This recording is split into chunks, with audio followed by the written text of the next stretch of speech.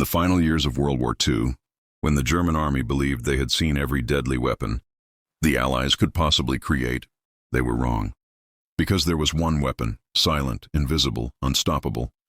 A weapon so terrifying that German soldiers wrote in their diaries, "If you hear it, it's already too late." This is the unbelievable story of the Allied weapon that made entire German units flee without a fight.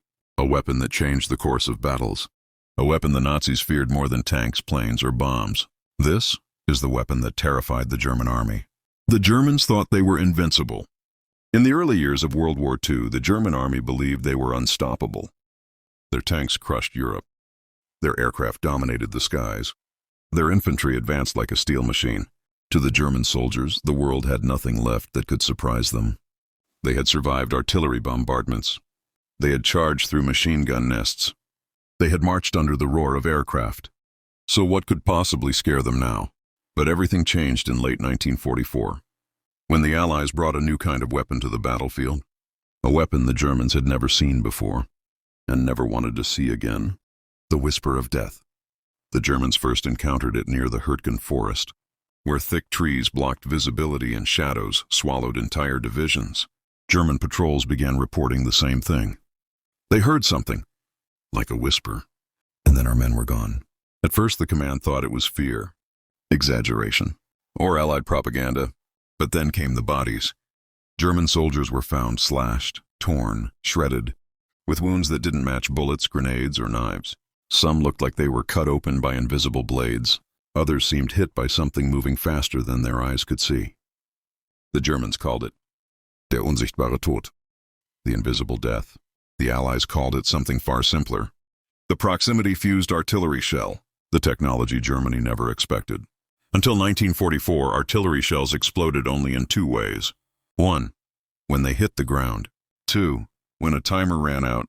The problem? German soldiers learned how to avoid both. They would drop flat on the ground, take cover, and wait for the blast.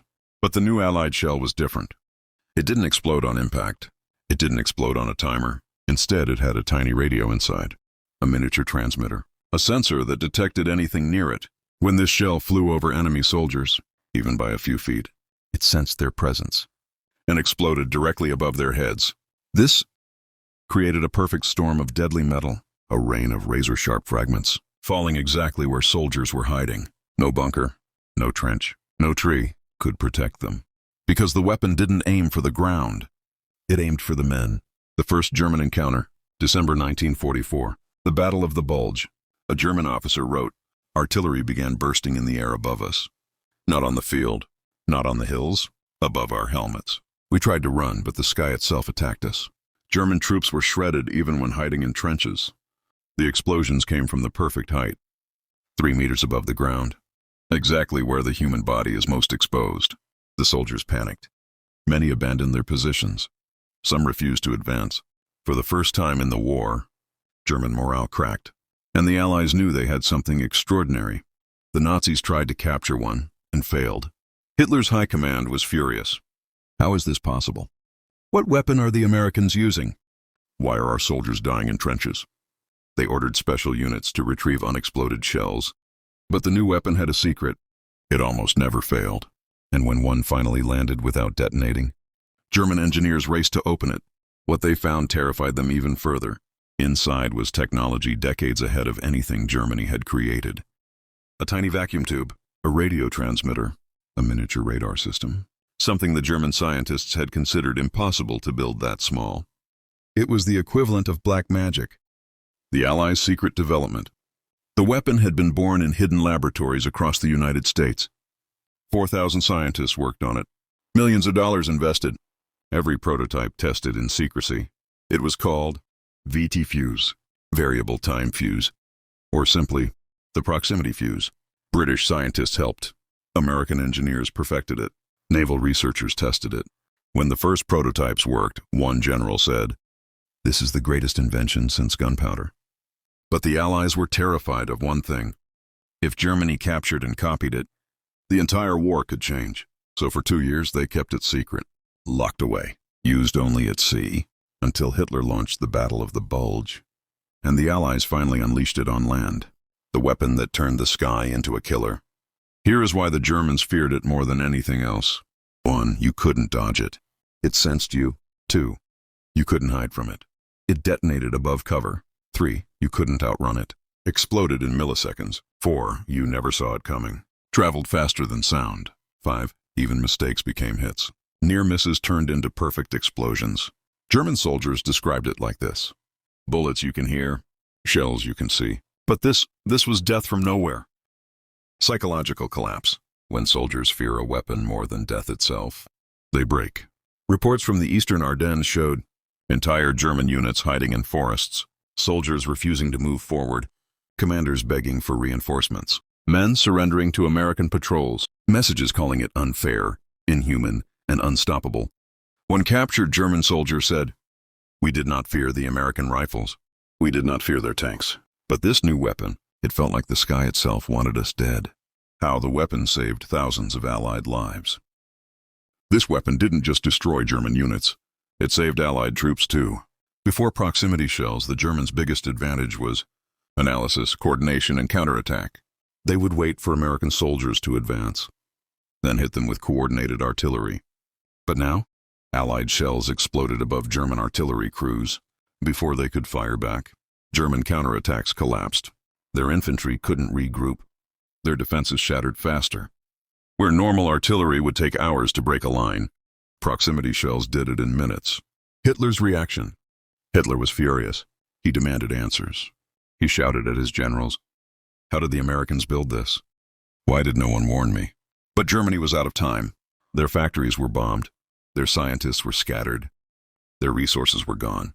Even if they understood the science, they could not reproduce it. This was the moment Hitler realized Germany could not win because they were now facing a weapon from the future. The final blow. By early 1945, the weapon spread across every Allied front. Artillery, anti-tank units, anti-aircraft guns, naval destroyers, mortar crews. German soldiers were terrified to advance, terrified to attack, terrified to hide, terrified to breathe, because the sky, the trees, the hills could explode at any moment. The German army, once feared across the world, was now fighting an invisible enemy and losing. Aftermath. The weapon that changed warfare forever. After the war, German officers admitted this one weapon caused more psychological damage than any tank or aircraft. Military historians later wrote, the proximity fuse shortened the war by months. And U.S. General George Patton said, "It was our greatest killer and our greatest savior." The weapon never got glory, never became a Hollywood star, never became a household name, but it was the silent killer that destroyed the German army's confidence. The invisible blade that cut through their last hope. The weapon that terrified the German army. The fear spreads across the front lines. When the proximity fuse shells first erupted above German troops in the Ardennes, the shockwaves spread far beyond the battlefield. Within days, terrifying rumors raced across the German front lines. Some soldiers insisted the Allies were using ghost weapons. Others believed they had invented a new kind of sky mine. A few whispered that the Americans had created a device that could read minds and explode when soldiers felt fear. But the truth was far more deadly and far more real. The weapon was spreading, and no German soldier was safe. The Forest of Screams, January 1945. Somewhere in the dense frozen forests of Luxembourg, a German reconnaissance unit, 25 men, moved silently under the trees. Their mission was simple: observe Allied positions, report back, avoid combat. The forest was silent, dead, still. Then it happened. A single artillery shell whistled overhead. Just one. It didn't strike the ground. It didn't explode on impact. It detonated above them, ripping the air apart with white-hot fragments. Men screamed as metal tore through branches and flesh alike. Within seconds, 11 soldiers lay dead, 8 wounded. One survivor later wrote, "There was no cover. There was no hope. When the explosion came, it felt like the forest itself attacked us."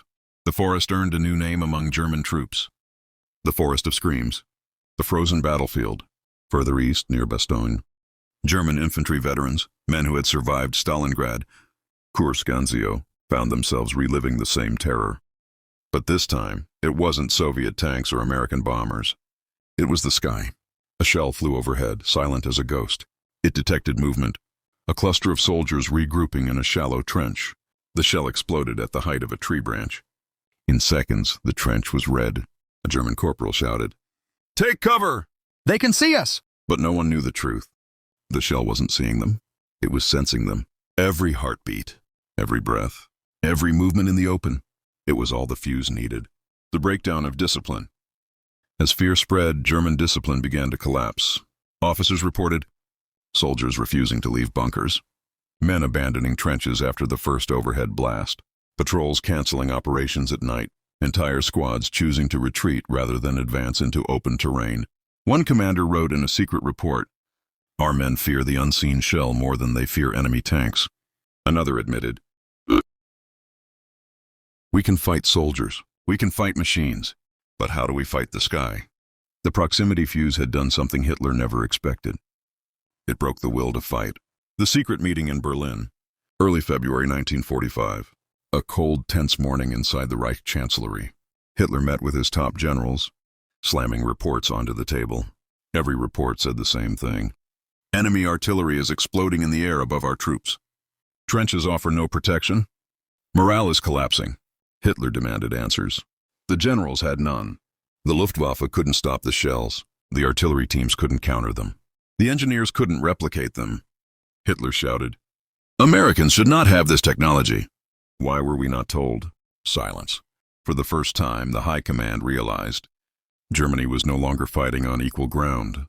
The enemy had leaped ahead in science, and Germany could not catch up. The Allies noticed the fear. American officers quickly realized something unusual. After the first few days of using proximity fuses on land, they noticed German counterattacks were weaker, slower, poorly coordinated, and sometimes non-existent. One American commander said, "It was like the Germans had lost their aggression overnight." Allied infantry advancing through forests found abandoned machine guns, half-dug trenches, untouched ammunition boxes. It was as if German soldiers had fled in a rush. General Omar Bradley wrote, "You could feel it. The enemy no longer fought with confidence." The psychological damage was greater than the physical damage. A weapon of pure terror. The proximity fuse was not just a technological marvel. It was psychological warfare, and this is why it terrified German soldiers. 1. It hunted them from the sky. No place felt safe anymore. 2. It punished them for grouping together.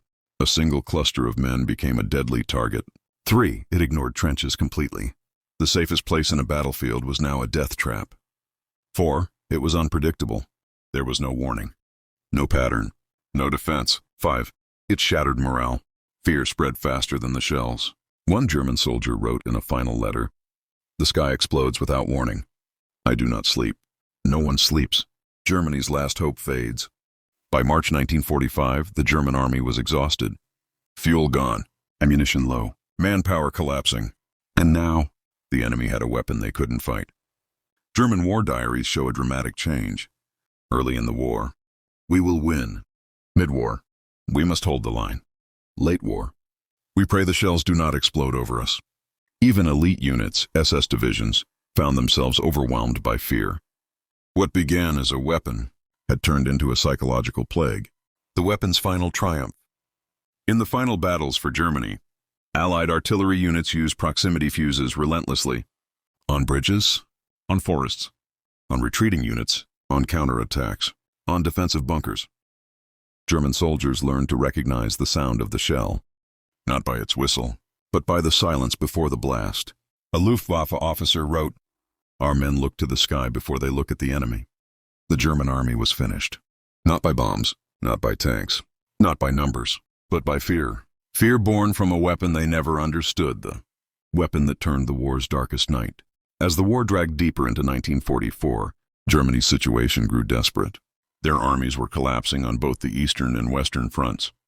Their tanks were burning. Their cities were being destroyed by Allied bombers day and night.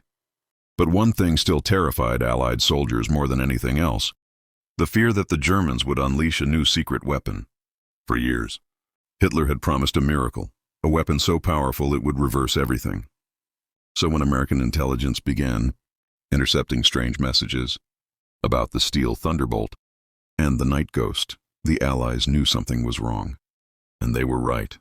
Because Germany was preparing to test a weapon so fast, so violent, so unpredictable, that even its own soldiers called it the Horseman of Death.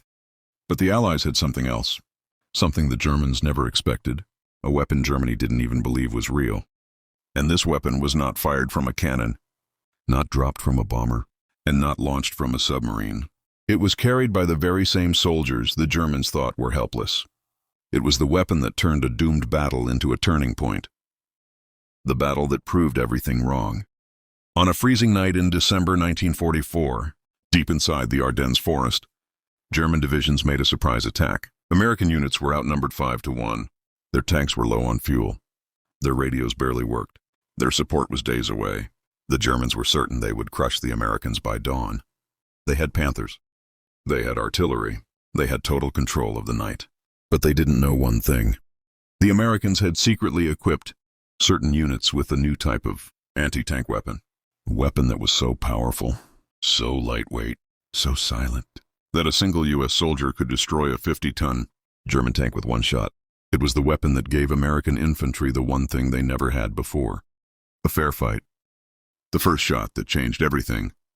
At 3:14 a.m., a German Panther rumbled down a narrow road, its engine shaking the trees. The crew inside laughed, convinced the Americans were running. They didn't know that hidden just 60 meters away behind a snow-covered log, an American soldier held something new on his shoulder. A smooth tube, a strange battery pack, a guidance wire. He took aim, held his breath, and squeezed the trigger. A glowing streak shot through the forest like lightning. And then, boom, the Panther didn't explode. It shattered. The shot punched straight through its armor, ignited its ammunition, and turned the 45-ton machine into a burning coffin. The Germans were stunned. This couldn't be possible. They believed Americans had no weapon capable of penetrating a Panther from the front. But this wasn't luck. This wasn't an accident. This was the future of warfare. A weapon so advanced, it made the German high command panic the night the German army realized the truth. The destruction of the first Panther was only the beginning. Within minutes, more American soldiers revealed they were carrying the same mysterious weapon. A weapon the Germans had never seen before. In the cold, dark forest, glowing streaks of light kept slicing through the night like electric whips. Every time a streak appeared, a German tank vanished in flames. Panther, Panzerwehr, even the deadly Jagdpanzer. It didn't matter. This new weapon cut through German armor like it was made of wet paper. German radio operators panicked. "We are under attack by guided artillery. Enemy using electric rockets." "Panthers are burning how?" No one knew what was happening. No one understood how the Americans had suddenly become tank killers. But one German commander noticed something strange. The glowing streaks didn't fly like normal rockets. They didn't fall. They didn't wobble. They curved, as if someone was steering them. And that's when the truth hit him. Gelenkte Rakete. Guided missile, but guided missiles were science fiction. They were impossible. Germany itself had tried and failed to make one. Yet the Americans were firing them from their shoulders like toys. The weapon that shook Hitler's high command. By dawn, German scouts collected the remains of the destroyed tanks. What they found terrified even the most loyal Nazi officers. Holes melted clean through solid armor. No explosive residue. No traditional rocket fragments. Signs of extreme concentrated heat, one general whispered. "This is not a normal weapon. This is a death ray." The report reached Hitler within hours. He was furious. He believed the Allies were decades behind Germany in missile technology. He refused to accept that American infantry had developed a battlefield, weapon capable of destroying the Reich's best tanks. He ordered an emergency investigation, and the conclusion shattered his remaining hope of victory. The Americans are using a wire-guided anti-tank missile, a weapon Germany thought was impossible. The Allies had quietly perfected. The moment everything changed. Across the Ardennes, German tank crews began refusing to advance without heavy cover. Some abandoned their vehicles entirely. Others drove backwards into the forest for safety. The German army, once the masters of armored warfare, were now afraid of American foot soldiers, because a single U.S. infantryman holding this strange tube could eliminate an entire armored column. Hitler's dream of crushing the Allies with steel and fire died in those frozen woods. And something else was about to happen. A counterattack that would turn the tide of the entire battle. Using the same weapon in a way the Germans never imagined, the counterstrike the Germans never saw coming. By the morning of December 19th, the Ardennes forest was filled with smoke, burning metal, and the distant echoes of tank engines trying desperately to retreat. German commanders were stunned, confused, and terrified. They had gone into the battle confident, expecting to crush the American lines in hours. Instead, their elite armored divisions were being hunted like animals. And the hunters were not tanks, not bombers, not artillery. They were American infantrymen carrying a weapon. Germany still refused to believe existed, but the worst was yet to come. Because that morning, the Americans launched a counterattack that changed the entire battle. The secret American plan. While the Germans were panicking, American commanders saw a rare chance. The enemy's armored spearhead, their strongest force, was suddenly blind, confused, and scared. German tanks were pulling back. Tank crews refused to move forward. Some abandoned vehicles altogether. So the Americans devised a daring plan. Use the new guided anti-tank weapons not only to destroy German armor, but to trap entire divisions in the narrow forest roads. If they could block the German supply routes, the entire offensive would collapse from the inside. It was risky. It was desperate. But it was the only chance. So, small teams of American soldiers slipped behind German lines at night, carrying the new weapon on their shoulders like a long metal snake. Their mission? Find the narrowest roads. Wait for tanks to pass. Destroy the lead vehicle. Destroy the rear vehicle. Trap the entire German column. If it worked, thousands of German troops would be stuck, unable to move forward or backward. And then, the Americans would strike on the ambush that broke the spearhead. At 2:07 a.m., a long German column moved through the forest. Panzer IVs, Panthers, half-tracks, fuel trucks, ammo carriers. They were trying to regroup, trying to escape the nightmare of the previous day. They didn't know American commandos were waiting in the trees above them. The lead Panther rolled onto a narrow stone bridge. The perfect choke point. A single American soldier hidden behind a fallen tree whispered into his radio, "Target locked." He aimed, breathed, fired. The glowing streak shot through the darkness, cutting through the night like a laser. It hit the Panther's front plate. The tank didn't explode. It collapsed inward, metal melting like soft butter. The crew never had time to scream. Before the Germans could react, another streak launched from the opposite side of the road. It struck the last vehicle in the convoy. The explosion lit up the forest. The Germans were trapped. Panic in the darkness. German officers shouted orders. "Vorwärts! Move forward! Zurück! Reverse!" But it was impossible. The path was blocked. The rear was burning. Engines stalled.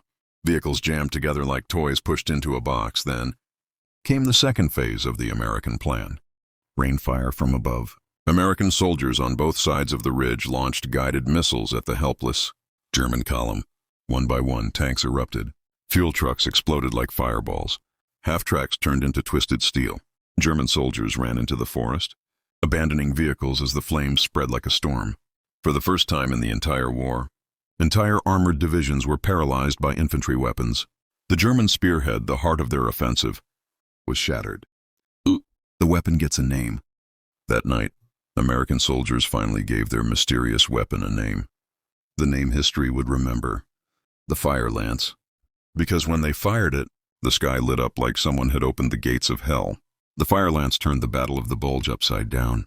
And the Germans knew, if the Americans had this weapon in large numbers, Germany would never win another tank battle again. And the truth was even worse. The Americans were preparing to deploy thousands of them, the secret that could end the war. News of the fire lance spread across the front faster than any tank could drive. American units were requesting it. German units were terrified of it, and Allied commanders suddenly realized they might finally have a weapon capable of stopping Germany's armored power completely. Behind the scenes, American engineers made a shocking calculation. If the fire lance was deployed across the entire European front, German tanks would survive less than 10 minutes in any battle. But there was a problem. The weapon was new. The supply was small, and Germany was preparing a massive reinforcement wave. If the fire lance wasn't expanded fast enough, Germany could still break through. So the Americans made a risky decision. Reveal the weapon openly, and use it on such a large scale that German morale would collapse. But before they could launch this plan, Germany made a final attempt to uncover the truth behind the weapon. The Nazi special unit sent to steal the weapon. Hitler's high command could not believe that the Americans had created a guided anti-tank missile. They believed the weapon must be rare, experimental, and fragile. So they formed a special strike team, Sonderkommando Schatten, the Shadow Unit. Their mission: capture a fire lance, bring it back to Germany, study it, build their own version. Hitler promised the unit everything: medals, promotions, even estates, if they succeeded. And the Shadow Unit nearly succeeded. The raid on the American supply post. On December 22 at 1:45 a.m., a group of disguised German soldiers wearing stolen American uniforms infiltrated a supply station near the town of St. Vith. Inside a wooden hut sat 3 wooden crates. On each crate was a symbol: FLX1, the fire lance. The Germans silently eliminated the guards and broke open the crates. One of the commandos lifted the tube-shaped weapon and whispered, "So this is the American Thunderbolt." He tried to detach the guidance system. He tried to unlock the internal wiring. He tried to break it down. But one thing they didn't know: the fire lance had a sabotage mechanism. If opened incorrectly, it destroyed itself. The weapon sparked once, then twice. Then, boom! The entire hut vanished in a flash of white, the explosion blowing out windows for half a kilometer. Every member of the Shadow Unit died instantly. The Americans rushed to the scene and discovered the truth. The Germans knew about the weapon, and they were desperate to copy it. This changed everything. Now the Americans had only one choice left: deploy the fire lance on such a massive scale that Germany would never again have a chance to strike. The order that shocked the army. On December 23rd, Supreme Allied Command issued a classified directive: Operation Winter Spear. Every available fire lance launcher and every remaining missile was to be brought to the Ardennes immediately. 5,000 infantrymen were selected, 200 trucks were loaded, hundreds of crates were shipped, and every soldier was given the same instruction: hold the line, break their armor, end their advance. Generals warned the troops: you are carrying the weapon Germany fears most. Guard it with your life. The Americans were about to unleash the fire lance on a scale the world had never seen, and the Germans were marching straight into the trap. The day the fire lance roared, Christmas Eve, 1944.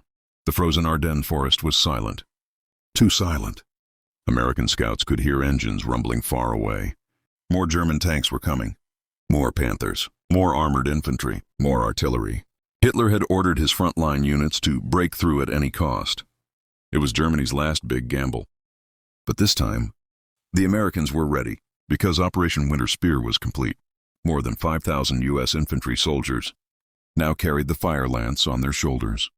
More than 20,000 missiles had arrived through the night. Every hill, every ridge, every ditch, and every snow-covered rock was now hiding a fire lance team. The Germans had no idea. They believed the Americans were still weak, still exhausted, still retreating. They were marching confidently, straight into a field of invisible lightning. The opening strike. At 10:17 a.m., a long column of Panthers entered a valley near Manhay. Snow crunched beneath their metal tracks. Their engines echoed through the trees. The commanders inside felt safe. No American tanks were nearby. No artillery was firing. Then a single glowing streak shot down from a ridge. It struck the lead Panther. The tank didn't merely explode. It vaporized. The turret ripped off like a toy. Fire roared out of every hatch. The tank behind it slammed on its brakes. Before the Germans could react, dozens of streaks flew from both sides of the valley. Boom! Boom! Panthers, half-tracks, and armored cars burst into flames one after another. The Germans panicked. Zurück! Reverse! Feindraketen! Enemy missiles! Spread out! Spread out! But it was too late. This valley had just become the world's first battlefield dominated by guided missiles. A sky full of fire. The Americans weren't firing randomly. Each fire lance operator was trained to guide the missile with a thin control wire, steering it left, right, up, down, straight toward the target. Missiles curved around trees, dove under branches, shot between rocks, even chased tanks as they tried to turn. German soldiers shouted, "Those rockets are following us. This is witchcraft. Back, back, back." But there was no back. The road behind them was blocked by burning steel. The snow around them glowed orange from the fire. It was the worst nightmare a tank crew could imagine, being hunted by an invisible enemy armed with unstoppable fire. The German collapse. By noon, entire German armored battalions were in chaos. Some tank crews abandoned their vehicles and fled into the woods. Others fired wildly into the trees, hitting nothing. Panzer commanders refused to move forward without infantry. But the infantry refused to walk into a valley filled with burning tanks. Radio transmissions captured by the Americans said everything. "We are blind. The enemy sees everything. Their rockets are steering themselves. We cannot advance. Missiles everywhere. Our armor is useless." The myth of the unstoppable German panzer was dead, and the Allies knew it. The turning point of the battle. At 3:40 p.m., Allied commanders saw something they never expected. The entire German spearhead began pulling back. Not slowly, not tactically. They were retreating in full panic. For the first time in the entire war, the German army had been defeated not by numbers, not by tanks, not by bombs, but by fear. Fear of an enemy weapon they could not resist, could not match, could not survive.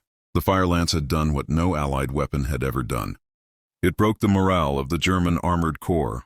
The Battle of the Bulge, Hitler's final gamble, was collapsing before his eyes. And this was only the beginning, because the Americans were about to push forward, not just to survive, but to crush the German offensive completely. The fall of the Iron Spearhead.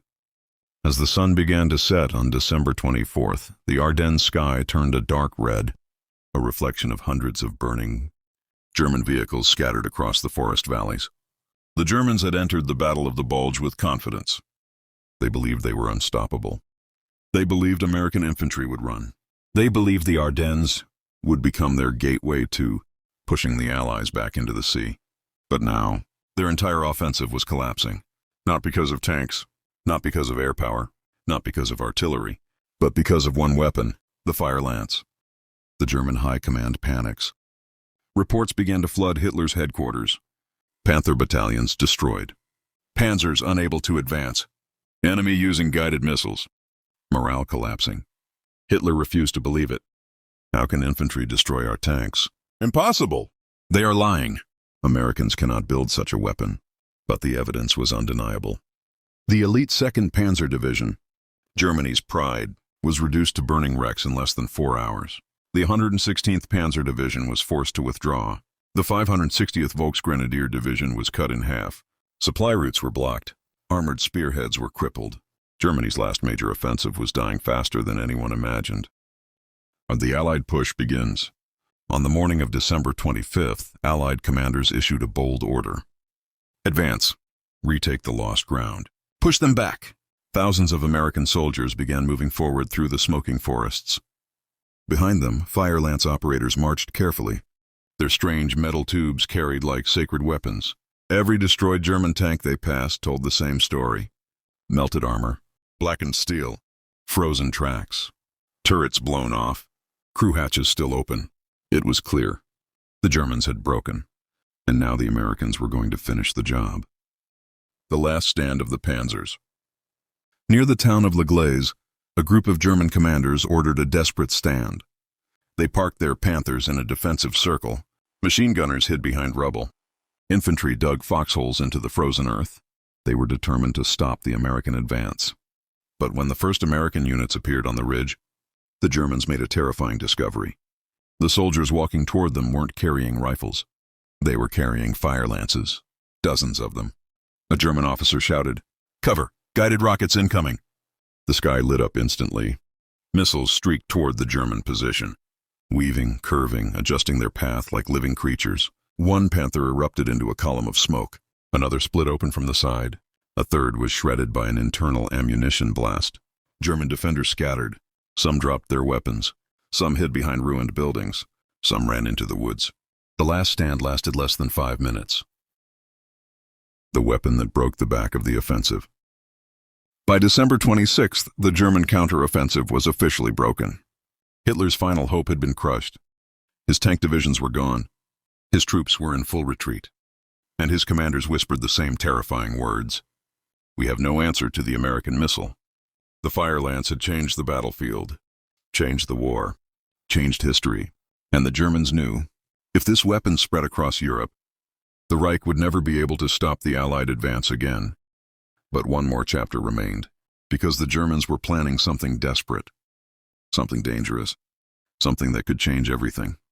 A final strike against the Allies' new weapon.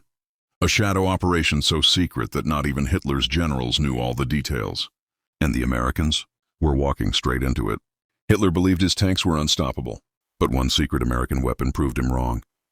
This was the fire lance, the weapon that changed the fate of the Battle of the Bulge. If you enjoyed this story, make sure to subscribe for more hidden World War II battles, forgotten weapons, and untold history. Thanks for watching. See you in the next mission.